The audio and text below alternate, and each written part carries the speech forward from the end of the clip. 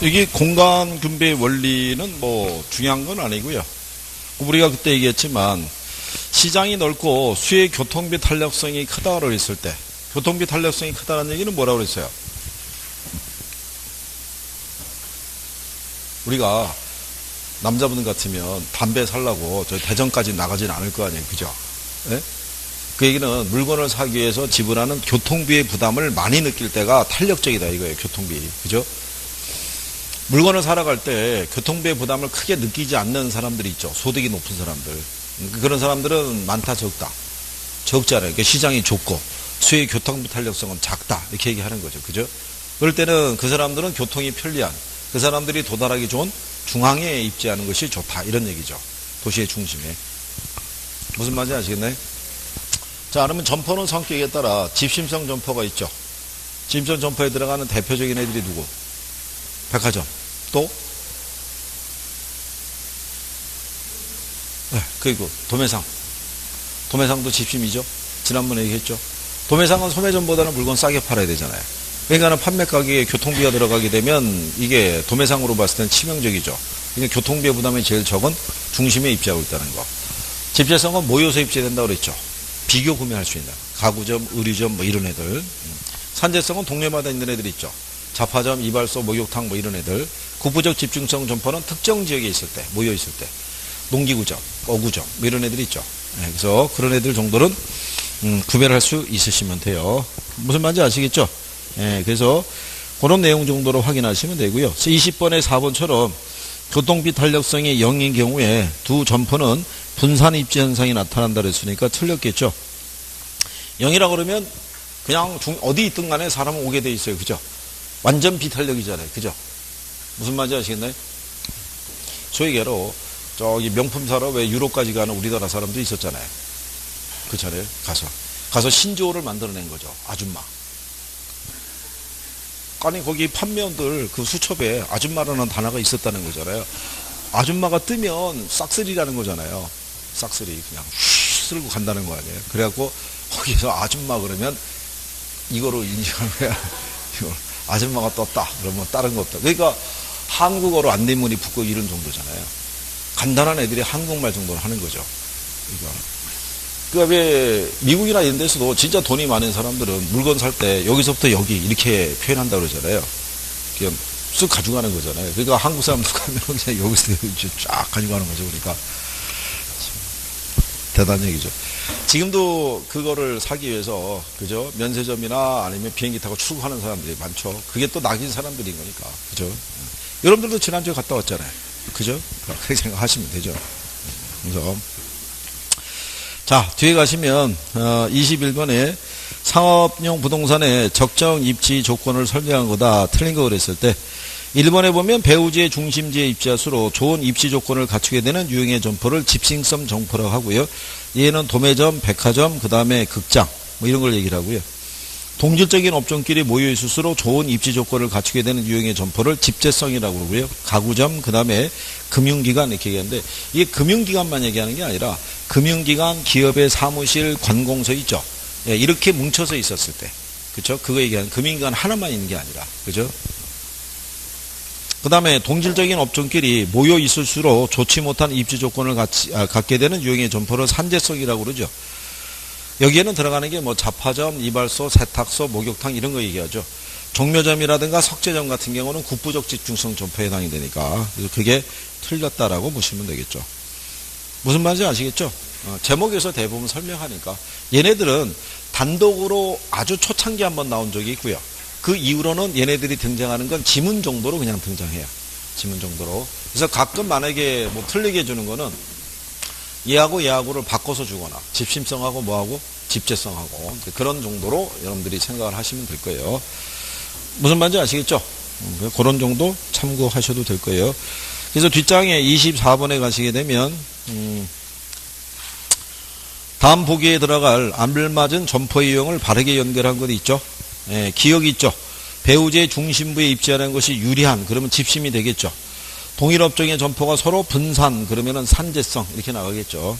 그런 개념 정도로 여러분들이 정리하시면 될 거예요.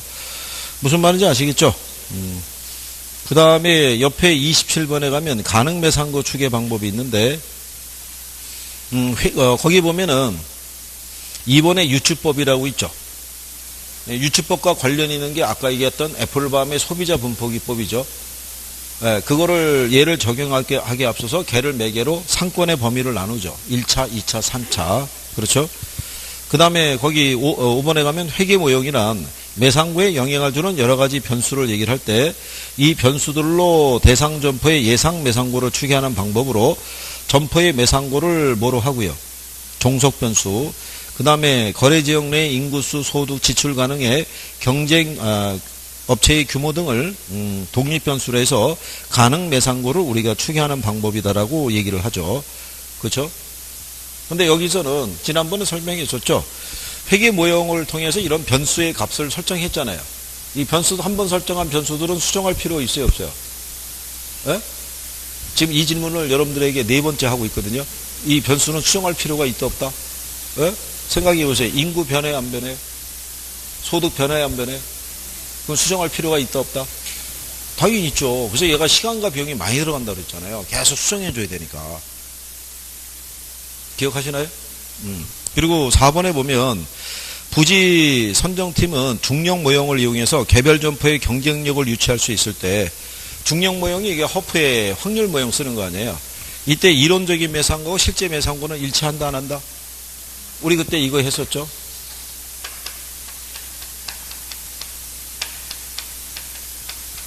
기억하시나요? 요 지역에 거주하는 사람들은 여기에 주소지가 여기 있고 여기 거주하고 있어도 자기들은 이 지역 사람이라고 생각해요. 그러니까 놀아도 여기서 놀아요. 쇼핑도 여기서 쇼핑해요. 그러니까는 여기에 점포가 있을 때 여기서 우리가 이론적으로 구한 매상고하고 실제 매상고는 틀릴 수밖에 없어요. 여기서 다 소비하지 않으니까. 무슨 말인지 아시겠나요? 그러니까 그런 차이가 있다고 생각하시면 돼요. 참고로 그 북쪽하면 일산이라는 도시 있죠. 여기는 자체 소비 비율이 얘네보다 높아요. 여기까지 가기 힘들어서. 그렇잖아요. 그런 이제 지리적인 부분이 존재하는 거죠. 그러니까 그렇게 생각하시면 되겠고요. 그래서 뭐 그런 정도 정리하시면 되겠고요. 그 다음에 이제 뒤로 넘어가셔서 마케팅에 대한 것이 있죠. 마케팅하고 광고 이렇게 있는데 마케팅에서는 우리가 뭐 중점으로 정리하면 된다 그랬어요.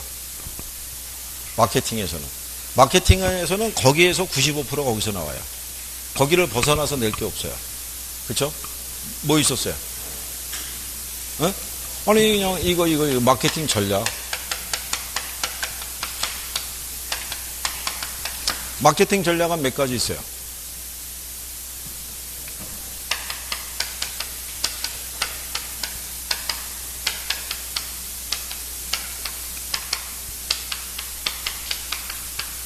이거 세 가지죠.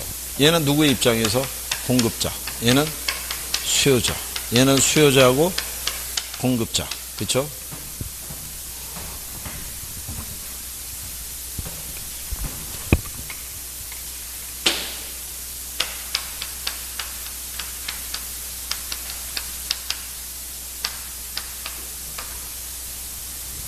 관계 마케팅 전략은요. 수요자와 공급자 간에 지속적인 상호관계 있죠. 이거를 유지시키려는데 전략에 초점이 있죠. 뭐를 매개로 해서 소비자하고 이 수요자하고 공급자 간에 연결시켜주는 게 뭐를 매개로 연결시켜주는 거예요. 관계를 계속 유지시켜주는 거. 뭐라고 그랬어요? 이거.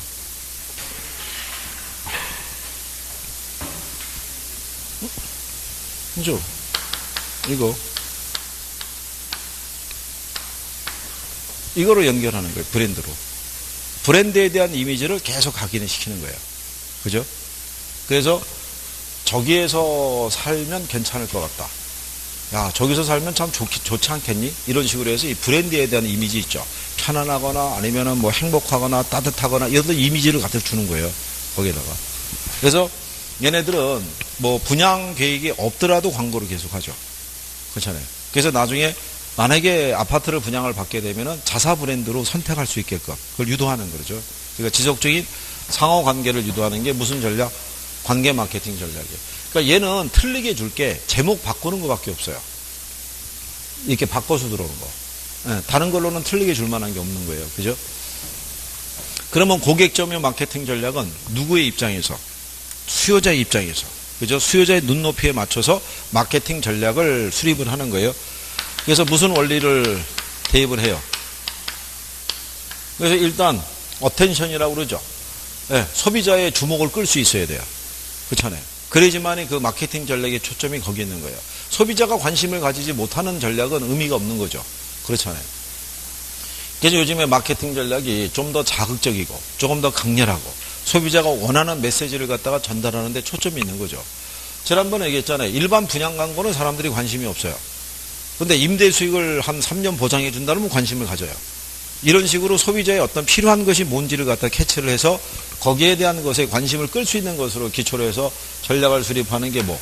고객점이에요. 그러니까 얘도 결국은 뭐를 주로 바꿔줘요? 제목을 바꿔줘요. 딱히 인용할 게 없으니까. 그럼 여기 있는 시장 점유는 또 나눠지죠.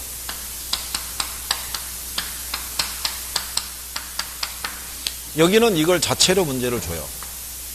여기 S가 시장을 뭐 하는 거예요? 얘는 그 안에서 표적 시장을 선정을 하죠. 그 다음에 제품을 또 뭐 해야 돼요? 차별화를 도모하는 거죠. 얘는 4P 믹스죠. 그러니까 무슨 전략? 제품, 프로덕트도 있고요. 프라이스, 가격도 있고, 유통 경로, 플레이스도 있고요. 그 다음에 또 뭐? 판촉. 그래서 프로모션에서 몇 가지? 4가지. 그러면 얘는 얘 따로 줄 수도 있고요. 얘 따로 줄 수도 있어요. 이 안에서 또 바꿔버려요. 그러니까 어느 정도는 구별이 다 되는지 확인 정도 하시면 여기서 그냥 95% 나와요. 여기서. 그러니까 여기 있는 용어들만 이해하면은 그냥 한 문제는 맞추는 거예요. 여기는. 이거 해볼 수 있겠죠. 근데 이런 마케팅 전략을 수립하려고 그러면 얘네를 둘러싸고 있는 우리가 환경을 분석을 해야 되죠.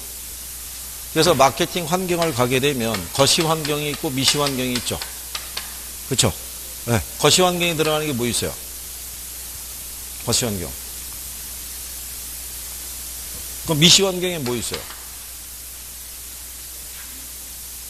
응?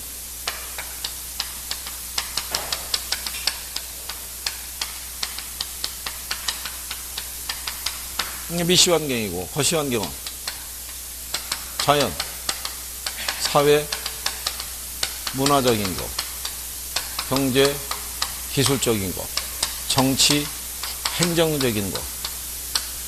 이건 거시 환경이고. 그래서 그때 정부가 미시 환경이 들어간다고 그때 했었죠. 기억하시나요?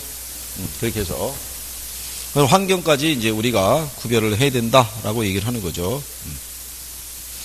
자, 그래서 그 1번의 마케팅에 대한 설명이 다 틀린 거 그랬을 때 5번에 보면 미시적 환경을 구성하고 있는 것으로는 경쟁업자, 공중, 고객, 정부 등이 있다고 거기 있잖아요. 그래서 이제 3번에 보면 부동산은 고가성이라는 특성이 있기 때문에 충동 구매가 어렵다. 따라서 중개업자는 신뢰성보다는 정보를 중시하는 마케팅 전략을 수립해야 된다 그랬으니까 그게 잘못됐다. 그 부분에서 표현이 잘못됐다고 얘기를 하는 거죠. 뭐를 줘야 돼요? 신뢰성을 줘야 돼요. 일단은 중개업자의 말만 믿고 많은 돈을 지불을 하게 되는 거예요. 그죠? 근데 중개업자는 신뢰성을 가져다 준과 동시에 나름대로 또 모두 수집을 해야 돼요. 정보는 또 가지고 있어야 돼요. 중개업자에게 정보는 또 뭐 필수적이죠. 어디가 어떻게 된다더라. 그런 정보만 갖고 있어도 엄청난 이득을 기대할 수가 있죠. 그래서 뭐 여기에서는 뭐 그런 구성 정도 정리하시면 되겠고, 이제 실질적으로 이제 뒤로 들어가면 마케팅이 나오겠죠. 그래서 거기 2번에 가게 되면 마케팅에 대한 다음 설명 중에서 올바른 거 그랬을 때 1번에 부동산 상품의 소비자를 유사한 특성의 소집단으로 구분하는 것을 뭐라고 그런다? 시장을 세분한다라고 얘기를 하죠. 시장을 세분할 때 지난번에 얘기했었죠. 인구 경제학적 특성에 따라서 세분한다고. 그러니까 성별, 연령대별, 소득 수준별 비슷한 사람끼리 묶어버리는 거죠. 그 시장을 뭘 한다는 거예요? 세분한다는 거죠. 그래서 이제 거기 보면 4번에 마케팅을 수행하기 위한 주요 수단으로는 제품, 차별화, 유통, 가격 뭐 이런 등의 마케팅 믹스가 있다고 했으니까 얘 틀렸겠죠? 그렇잖아요? 이거 그때 나오고 문제 많았던 거죠. 왜냐하면 여기 보면은 얘가 포지셔닝이잖아요. 여기 얘가 뭐예요? 프로모션이잖아요. 이걸 바꿔버린 거잖아요. 기출에 그렇게 나온 거예요. 그래갖고 그냥 그때 항의가 빗발쳤잖아요. 우리 보러 2개국 하라는 얘기냐 뭐 이래가지고 니들이 와서 풀어라 또 뭐 난리 친 거죠. 그게 그렇게 또 낸다 안 낸다? 아 그렇게는 안 내죠. 그렇게 내면 짜증나죠 진짜.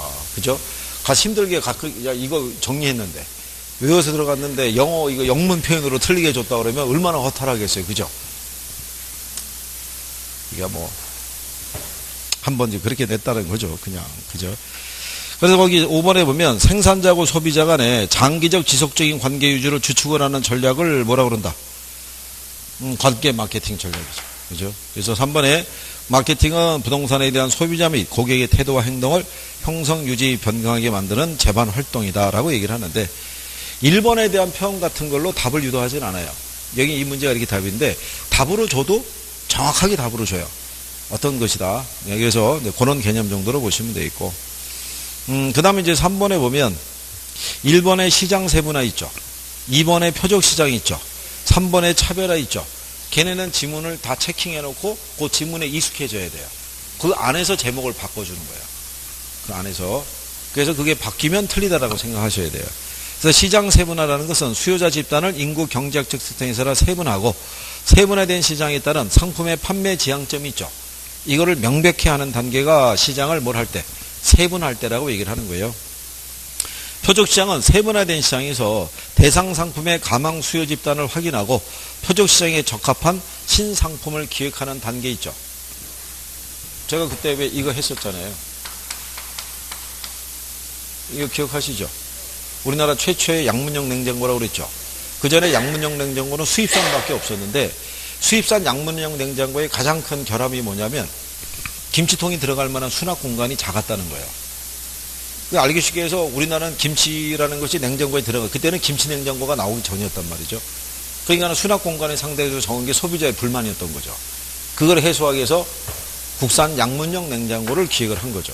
이게 지난번에 얘기했지만 어쨌든 간에 우리나라의 모든 가구로 외재로 채울 수는 있어도 김치 냉장고는 외재로 못 채워요. 그죠?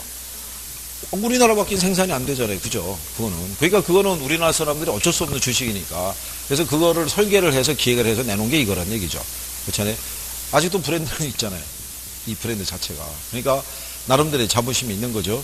그래서 그런 거를 이제 대상으로 해서 그 시장에 적합한 신상품을. 근데 여러분들 아시다시피 이 양문형 냉장고 지금도 마찬가지지만 냉장고도 리터 규모에 따라 비싸잖아요. 몇백만 원씩 하고.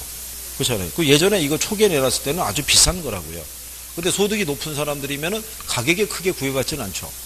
안에 설계나 이게 오히려 자기들이 선호하는 걸로만 돼 있는 게 훨씬 좋을 수도 있죠. 네, 그러니까 그런 것들에 대한 이제 전략을 세우는 게 표적시장 전략을 하는 거죠. 수요자들이 이 사람 40에서 50대 소득이 좀 높은 사람들의 소유계층에서는 충분히 이 신상품을 출시하면은 당연히 고객을 구매할 의사가 있을 것이다. 그러니까 이렇게 생각을 하고 그 상품을 기획을 하는 거죠. 그러면 차별화 전략이라는 게 동일한 표적시장을 갖는 경쟁자에 대한 경쟁 우위 전략을 선택을 해야겠죠. 그럼 같은 양문형 냉장고가 있어도 얘는 어쨌든 간에 수납 공간의 설계가 틀리잖아요. 그러니까 그게 일단 차별을 도모할 수 있고 국산 냉장고도 차별을 도모할 수 있죠. 그 당시 국산 냉장고는 단문밖에 없었으니까. 그렇죠. 그러니까 그런 식의 차별화 전략을 하고 그 다음에 가망 수요 집단에 대해서 제품의 우수성이나 적합성을 홍보하는 단계로 우리가 보는 게 무슨 전략이다? 차별화 전략이다 이거예요. 이거 제목을 이렇게 바꿔줘요. 그거 정도를 잘 기억하시고 SP 전략이나 4P 전략은 고객점의 마케팅이라면 틀리죠. 무슨 점이요? 시장 점이요. 그래서 그런 정도를 구별을 하시는 게 필요하겠죠. 자, 그래서 이제 뒤에 가시면요. 4번에 마케팅 전략이 나와 있는데 1번에 보면 4P 전략은 제품 가격, 유통 경로, 홍보 촉진 등 제 측면에서 효과적으로 혼용해서 사용하는 것으로 누구 측면의 전략이다? 공급자 측면. 그래서 이게 시장점에는 공급자가 시장을 선점하거나 틈새 시장을 공략할 때 쓰는 게 무슨 전략? 시장점이요. 그래서 틈새 시장을 공략하는 거에 대해서 제가 햇반 시장으로 설명해 줬죠. 기억하시죠? 공급자의 전략 차원에서 틈새 시장을 공략하거나 시장을 뭐 할 때, 선점할 때, 그때 이제 시장점을 쓰죠. 그래서 그때 이걸 갖고 얘기했잖아요. 기억하시나요? 우리나라에는 이 시장이 없었어요. 햇반이. 없었는데 이걸 출시한 기업에서 이 시장을 만든 거예요. 만든 거는 그때 당시에 얘네가 마케팅팀이 조사해 봤을 때는 그 당시에 우리나라 가정의 전자레인지 보급이 끝난 시점이었어요. 그러니까는 즉석 이 밥을 갖다가 데펴서 먹을 수 있는 시스템은 집마다 다 갖춰져 있다는 얘기고, 처음에 출시했을 때는 별로 반향이 없었어요. 저도 그랬던 게, 아니 무슨 밥은 지어서 먹는 게 밥이지, 무슨 냉동밥을 무슨 데펴서 먹고 해서 밥맛도 영 아닌 것 같고 뭐 대충 그랬단 말이죠. 그런데 그거는 용기에 담아서 먹었을 때 얘기했던 거예요. 그거를 밥그릇에 담아서 갖다 주면은 박한 양반이 밥이 참 오늘따라 잘 됐다고 잘 먹어주더라 이거죠. 그게 어필하기 시작한 거죠. 남자들이 그걸 어떻게 알겠냐고요, 밥맛을. 그거를 용기에 담아주면야 그때야 이런 무슨 뭐 이런 밥을 내놨냐 그러지만, 밥그릇에 잘 담아주면은 그냥 밥이 잘 됐다고 그날따라 밥맛이 좋다고 잘 먹더라는 얘기죠. 그리고 점점 더 박한 양반보다는 이제 그 여자분에 대한 지위가 올라감에 따라서 주는 대로 먹어야지 뭐 다른 방법이 뭐 있겠어요, 그죠? 그냥. 그리고 이제 1인 가구가 늘어나고 독신 가구가 늘어나고 편의점이 기하급수로 늘어나면서 이게 이제 히트를 시작한 거죠. 그리고 솔직히 말해서 라면을 먹는 것보다 이게 그래도 또 한 끼 식사로는 이게 나을 수도 있다, 뭐 이런 인식이 확산이 되다 보니까 그렇다는 얘기. 그리고 요즘 다양한 제품들이 나와요. 어쨌든 밥에 그 관련해 가지고 그냥, 그래서 어쨌든 간에 성공한 케이스라고 할 수 있죠. 그래서 그런 내용이겠죠. 자, 그래서 이제 그런 표현이고요. 그래서 거기 보면 이번에 전문 분양침을 통한 분양이나 중개업소를 향한 분양 등은 유통경로 전략하고 관련이 있죠. 그래서 유통경로 전략에서는 좋은 조건의 융자를 알선해 주는 것도 유통전략에 들어간다고 그랬어요. 요즘 같을 때. 그쵸? 그래서 그런 거 보시면 되겠고. 그 다음에 4번에 보면 시장 점유 마케팅 전략이란 소비자 측면의 전략으로 이렇게 나오면 틀리겠죠. 시장 점유는 누구? 공급자 위주의 전략이잖아요. 여기 해놨잖아요. 이거는 공급자. 수요자 위주의 전략은 뭐? 고객점이죠. 그죠? 네, 그러니까 제목만 이렇게 바꿔줄 수 있어요, 없어요? 네, 그러니까 제목만 바꿀 수 있다는 얘기야. 그러니까 용어만 이해해도 맞출 수 있게끔 해줘요. 그죠? 그러니까 6번 같은 경우 있죠. 4P 전략 중에서 어디에 해당이 되느냐? 아파트 단지 내 충분한 녹지 공간을 확보하게끔 설계하는 것은 제품 전략이겠죠. 인근의 중개업소를 통한 판매는 유통경로겠죠. 그러니까 답이 1번 이렇게 나가겠죠. 이렇게 해도 줘요, 안 줘요? 이렇게 해도 줘요. 그러니까 간단하게 정리하시면 되겠고요.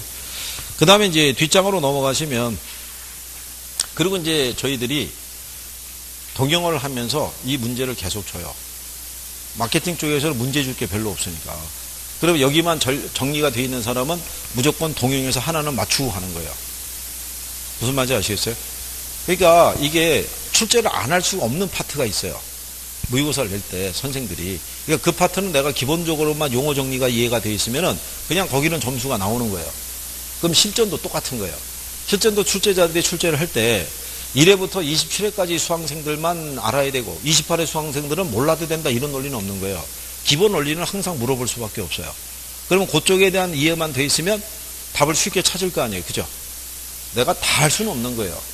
여러분들이 이 학계론에 대해서 100% 이해를 하고 있으면 걱정할 게 없잖아요. 점수를 여러분들이 조율할 거 아니에요. 그죠? 100% 이해하고 있으면 시험장에 들어가서 24개만 정답 딱 찍고 민법으로 갈 거 아니에요. 그렇잖아요. 근데 현실은 그렇지 못하니까 80%의 이해도를 가지고 60점을 맞으러 가는 거예요.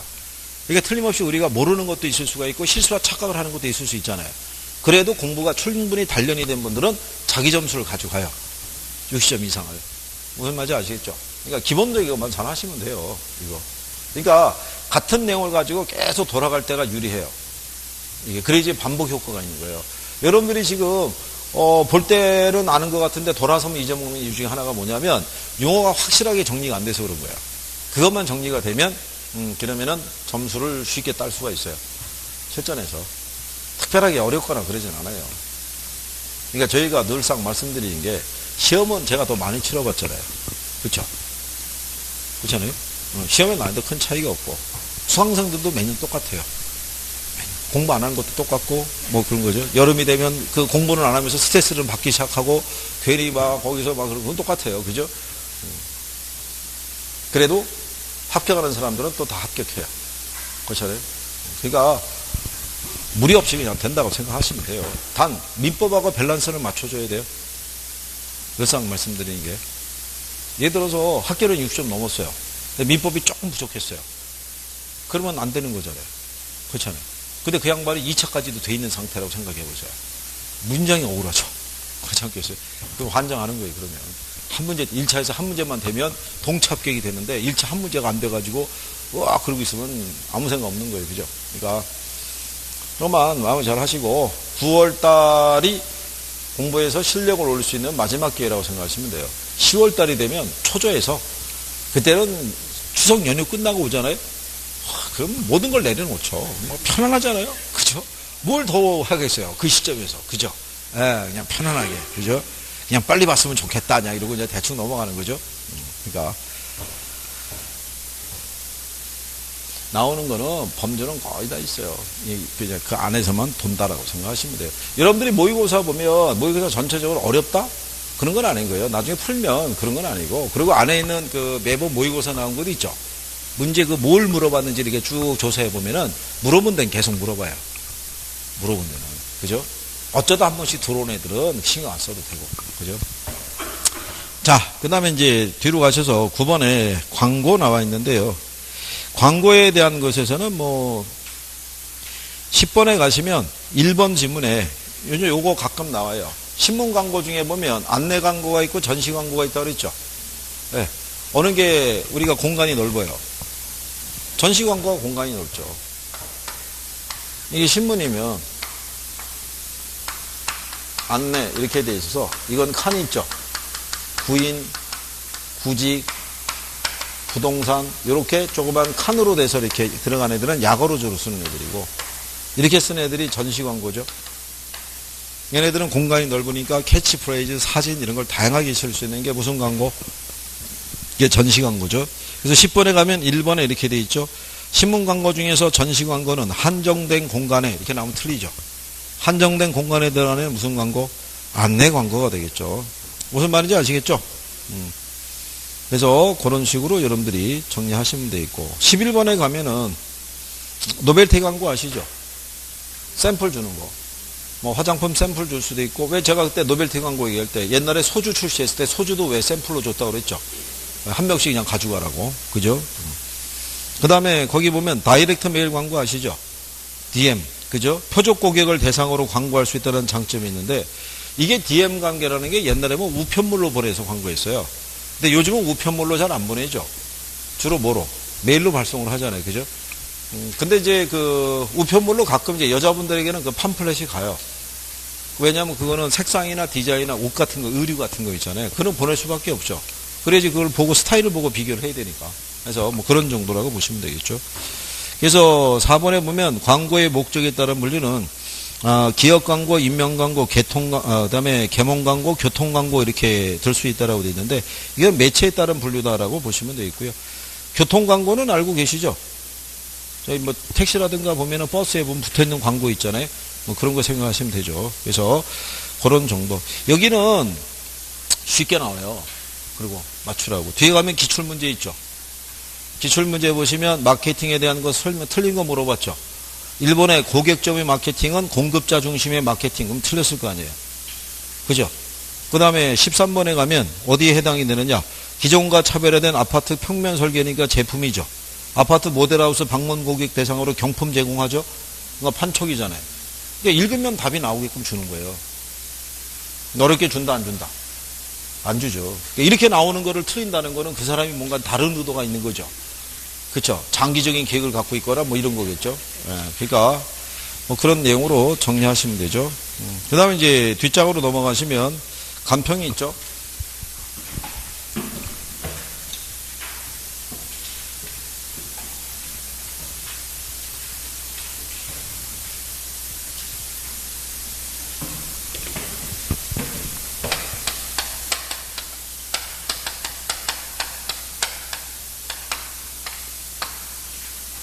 간평은 지난번에 이것처럼 15% 내외를 내도록 되어 있고요. 여러분들의 시험 목차는 감정평가 기초, 그렇죠? 감정평가 방식, 그 다음에 부동산, 이렇게 세 가지예요. 세 가지고 이게 기본 출제 비중이라고 보시면 돼요. 두 개, 세 개, 하나가. 그런데 얘들은 한 두 개 나와요. 근데 여기서 반드시 세 개가 나오진 않아요. 3방식에서. 10년 사이에 3방식 나온 거 보면요. 원가 방식에서 5번, 수익 방식에서 4번, 비교 방식에서 4번이에요. 그럼 결론적으로 얘네들이 매년 뭐 3개씩 나오진 않았다는 얘기죠. 최대 나오면 한 2개. 그럼 나머지는 어디서 나오겠어요? 감정평가 규칙. 그죠? 용어. 뭐 이런 건 아닌 거예요. 간단하게. 그럼 여기를 왜 어렵지 않게 해주냐면 그런 내용이죠. 여기를 학생들이 공부를 안 해요. 여기를 간평을 버린다고요. 간평을 6개인데 버리고도 6시험이 나오는 거예요. 공부를 안 하는 거예요. 그러면은 출제자 입장에서 볼 때는 당황하잖아요. 15분 내로 시험 범위에 들어가 있는데 학생들이 공부를 안 하는 거예요. 근데 공부를 안 하면 떨어져야 되는데 문제는 된단 말이죠. 그럼 어떻게 되겠어요? 쉽게 줘야죠. 얘네가 어려운 애들이 아니다. 잠깐만 와서 들여다봐도 점수는 맞출 수 있다. 뭐 이렇게 자꾸 유인을 해야 되잖아요. 뭐 간결하게 주는 거예요. 간결하게. 그렇다고 6개를 다 쉽게 줄 수는 없잖아요. 한두 개는 어렵게 줄 수는 있겠죠. 그러니까 최소한 공부 조금만 용어만 이해하면 한 반타작 이상은 해요. 이게 요즘 추세가 그런 거예요. 그죠? 그러니까 그래서 기초에는 가격 재원칙 하고요. 지역하고 개별 분석 이런 걸 해주고요. 3방식에 보면 원가 있죠. 비교 있죠. 얘는 비용성의 사고죠. 얘는 뭐 수익성, 이 시장성이죠. 그 다음에 얘는 수익성. 여기 안에 가면은 가격 구하는 방법, 임료 구하는 방법 나눠지죠. 네, 걔네 정도 구별해도 또 문제 맞출 수 있어요. 제목만 갖고도 되니까. 시험에서 출제하는 거예요. 얘 가격 구하는 방법이 뭐예요? 원가법. 임료 구하는 거? 적산법. 그래서 이거를 적산 가격 또는 뭐라고 그래요? 적산 임료. 여기 가격 구하는 게 뭐예요? 거래사례 비교법. 임료 구하는 거. 임대사례 비교법. 여기 임료를 무슨 임료라고 그래요? 무슨 임료 구하는 거예요? 무슨 임료? 비준 임료. 사례 가격과 비교해서 거기에 준하는 임료 구하는 거라고 했잖아요. 그죠? 이런 거 내는 거예요. 이걸로 구한 임료가 무슨 임료냐? 제목. 네? 어려운 게 아니잖아요. 제목만 알아도 풀 수 있게끔 해주는 거예요. 그죠? 얘는 가격 구하는 게 뭐예요? 수익 환원법. 임료 구하는 거? 수익 분석법. 그런 거. 그러니까 잘 인식이 안 된 애들, 그런 애들 가로치고 나오는 거예요. 요거에 들어갈 게 뭐냐, 이런 거. 그러니까 기본적인 거라도 해주면 돼요. 그러면 문제 맞출 수 있죠. 그리고 감정평가 규칙에 관한 용어 있죠.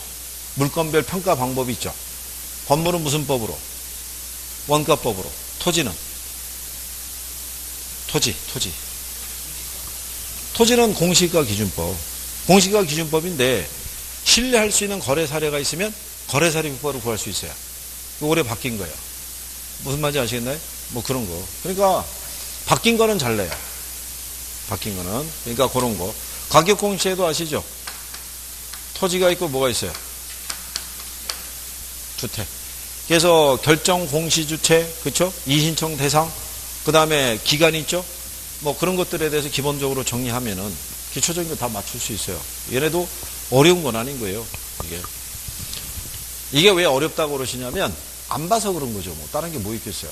그죠? 그리고 학원의 구성상 강의가 얘네가 2달 수업하면은 마지막에 들어와요. 그러니까 예를 들어서 1, 2월 달 들으면 2월에 한 3주에서 4주 차에서 수업을 들어요.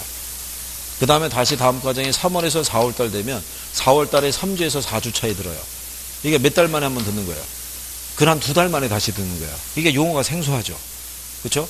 예, 그러니까는 계속 2달에 한 번꼴 정도로 잠깐 듣는데 5, 6월 달 정도 되면 또 심화라고 약간 또 더 들어가요. 그러니까 용어는 계속 힘들어 죽겠는데 정리는 안 되는 거죠. 그리고 이제 문제풀이 휙 들어가니까는 이제 학생들이 버리려고 그러는 거예요. 찾아서 물어보는 사람 많아요. 몇 개 나와요? 6개 나오죠. 그러면 돌아서죠. 속으로 뭐 했다는 거예요? 버렸다는 거죠. 근데 간단한 거는 하시면 돼요. 자, 거기 2번에 가면은 1번에 감정평가에 관련된 다음 용어의 설명 중에서 틀린 거 이렇게 돼 있죠. 거기 보시면 그 3번에 시장가치 기준 원칙이라고 있죠.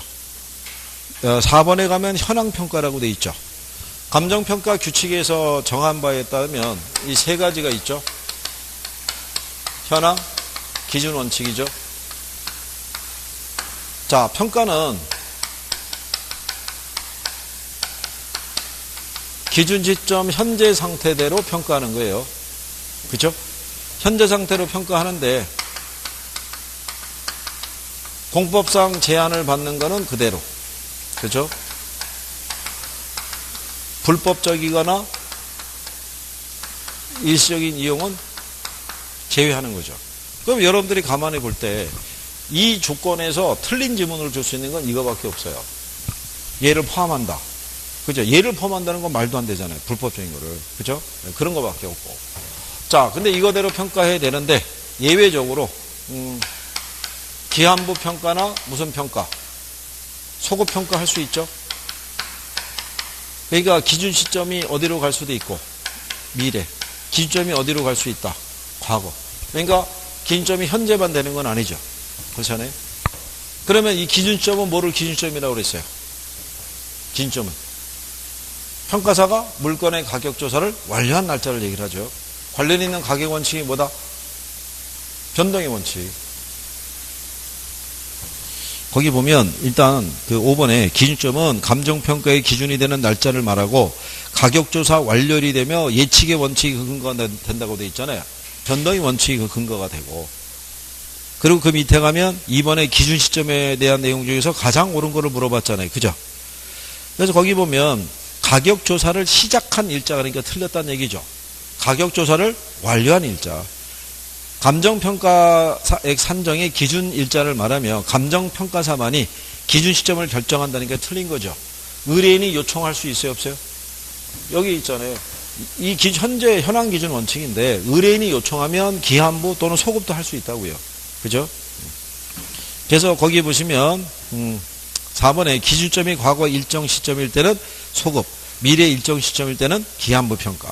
그래서 5번에 보면 기준점은 의뢰자의 요청에 의해서 정해지기도 하고 가격 조사가 가능한 경우에는 그 날짜를 기준점으로 할 수도 있다 없다. 과거로 돌아가서 할 수도 있다는 얘기죠. 자, 그래서 이런 거고요. 그 다음에 두 번째가 뭐 있어요? 원칙이. 개별 물건 기준 원칙이죠. 평가는 물건마다 개별적으로 하는 게 원칙이죠. 그렇죠? 개별 평가가 원칙인데 예외적으로 무슨 평가도 할 수 있다. 일괄 평가도 할 수 있고 구분 평가도 할 수 있고 무슨 평가? 부분 평가도 할 수 있다. 이런 얘기죠. 그죠?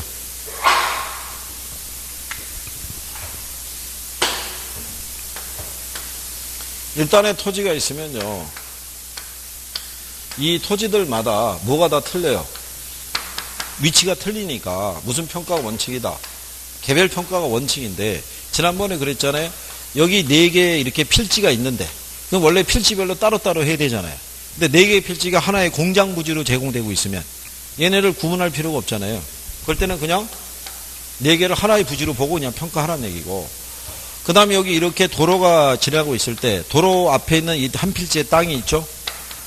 근데 얘네가 전면은 상가로 쓰고 있고 이면은 주택으로 쓰고 있으면 한 필지라도 가치를 달리하는 부분으로 되어 있으면 구분해서 평가할 수도 있다. 뭐 이런 거예요. 그죠? 그 다음에 한 필지의 땅인데 요 중에 일부만 이렇게 도로에 수용될 수도 있어요, 없어요? 그럼 보상평가를 해야 될 거 아니에요? 그러면 요 부분만 또 평가할 수도 있다, 없다? 이것도 부분만 평가할 수 있다는 거예요. 그죠? 그러니까 원래는 무슨 원칙인데 개별 물건 기준이 있다. 필지별로 개별적으로 해야 되는데 이런 식으로도 할 수 있다. 그 다음에 또 하나 있어요. 뭐 있어요? 또 이거 다 시험에 쓰는 거예요. 그러니까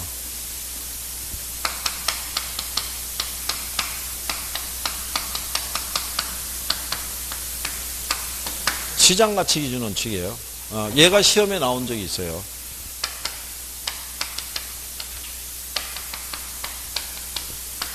시장가치라는 건요, 이 시장에서 거래된 거 얘기해요. 무슨 시장? 통상적인 시장.